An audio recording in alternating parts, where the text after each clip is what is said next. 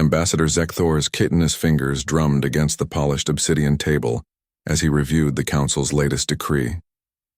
The document, written in the formal script of 17 different species, bore the seal of the Galactic Harmony Initiative. Its contents were simple enough. Regulation 4847B, complete prohibition of all sonic patterns originating from the human homeworld, Terra. The reasoning, as the Council had explained in their 3-hour deliberation, was equally straightforward.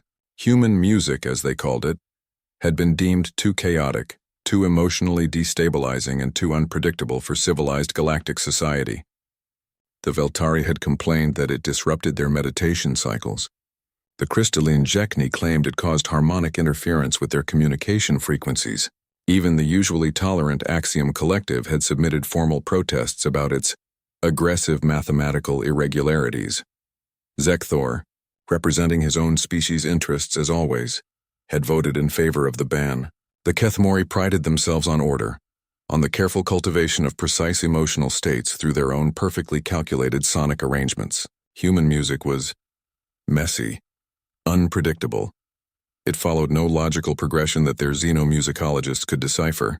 But now, 3 cycles later, he found himself staring at a smuggled data crystal that had been confiscated from a human trader in the Outer Rim. Standard protocol demanded its immediate destruction, but something made him hesitate. Perhaps it was curiosity. Perhaps it was the strange intensity in the human trader's eyes when the enforcement squad had torn it from his hands.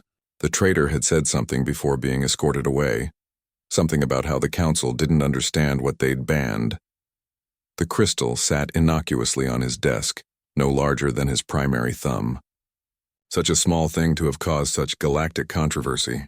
Against his better judgment, Zekthor inserted the crystal into his personal audio processor. He would listen for exactly 30 seconds, just long enough to understand what the fuss was about, then dispose of it properly. The processor hummed to life, analyzing the human data patterns. The first sound that emerged was unlike anything in the Kethmori sonic archives. It began with what humans apparently called a piano, individual notes that seemed to hang in the air like drops of liquid starlight. But then other elements joined, strings that seemed to sing without words, percussion that felt like the heartbeat of a living world, and finally, a human voice. Zekthor's 4 hearts began beating in synchronization for the first time in his adult life. The music, for now he understood why humans called it that, didn't follow the mathematical progressions that his people used. Instead, it seemed to follow something deeper, something that bypassed his analytical mind entirely and spoke directly to parts of his consciousness he hadn't known existed. The melody rose and fell like the thermal patterns above his homeworld's crystal planes, but with an organic unpredictability that made each moment a surprise. 30 seconds passed. He didn't stop the playback. The human voice sang of something called home, not just a physical location but a feeling, a sense of belonging that transcended space and time. The words were in standard galactic, but the emotion behind them was purely unmistakably human. It spoke of loss and hope, of connections that endured across impossible distances, of the peculiar human ability to find meaning in chaos. Zekthor's breathing apparatus began to malfunction. His 4 lungs couldn't seem to coordinate their rhythm. The music was doing something to his neurochemistry, releasing compounds that his species typically only produced during the most profound meditative states. But this wasn't meditation. This was something far more immediate, more visceral. The song spoke of a human concept called love, another word that had no direct translation in Kethmori. Their xenopsychologist had studied it extensively, dismissing it as an inefficient bonding mechanism. But hearing it expressed in music, Zekthor began to understand that love wasn't just about bonding. It was about choosing to remain connected despite differences, despite distance, despite logic itself. As the music swelled to what humans called a crescendo, Zekthor felt something breaking inside his chest. Not physically, something deeper.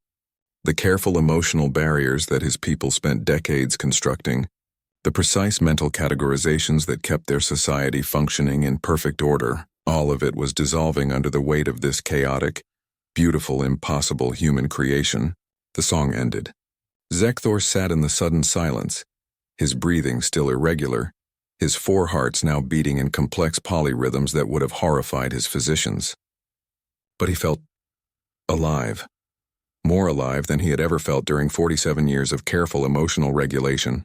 He understood now why the traitor had fought so desperately to keep the crystal. This wasn't just entertainment or cultural expression. This was a piece of the human soul, crystallized into sonic form. And the Council, in their infinite wisdom, had banned something they had never truly experienced. With trembling fingers, Zekthor activated his emergency communication array. The other council members would need to hear this, not in a formal session, not with prepared statements and political posturing, but immediately, intimately, the way he just had, because he now understood the human traitor's final words. The council hadn't banned music. They had banned the one thing that could unite their fractured galaxy, the simple, profound ability to feel together across all the boundaries of species, culture, and space. The ban, Zekthor realized as he began transmitting the crystal's contents to his fellow council members, would not survive the night.